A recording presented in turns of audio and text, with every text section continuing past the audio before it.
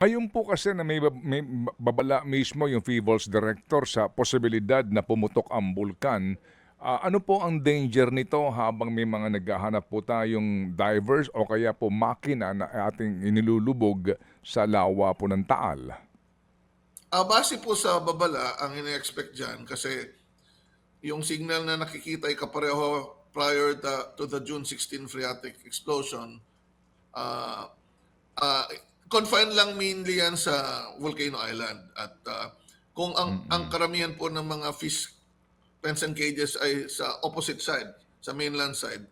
palayo-layo na rin po yun at wala rin namang epekto sa Hmm. makina na ilulublob sa tubig. Opo. Kapag ho ba pumutok yung bulkan, wag naman po sana mangyari habang may diver na sumisisid sa ilalim, may paggalaw ho ba yung tubig din dun?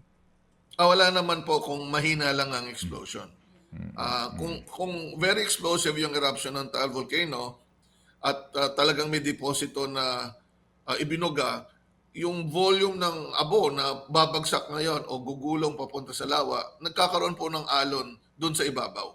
Opo. Yung parang tinatawag naming lake water oscillation, sumasayaw po yung tubig. Minsan Mm. parang Mm. alon na malaki. Opo. Yung ashfall po siguro ang delikado, Secretary, kung sakasakaling magbuga po ng napakaraming debris ang Taal Volcano. Opo, sa kalusugan ng mga taong nasa paligid. Pero Mm. sa kasalukuyan, Mm. hindi naman po ina-expect ng DOST FIVOX na magkakaroon ng major explosion. Mm. Mm. Minor lang o Mm. sakali o di kaya ay pagbuga lang ng gas at konting tubig at konting abo. Opo.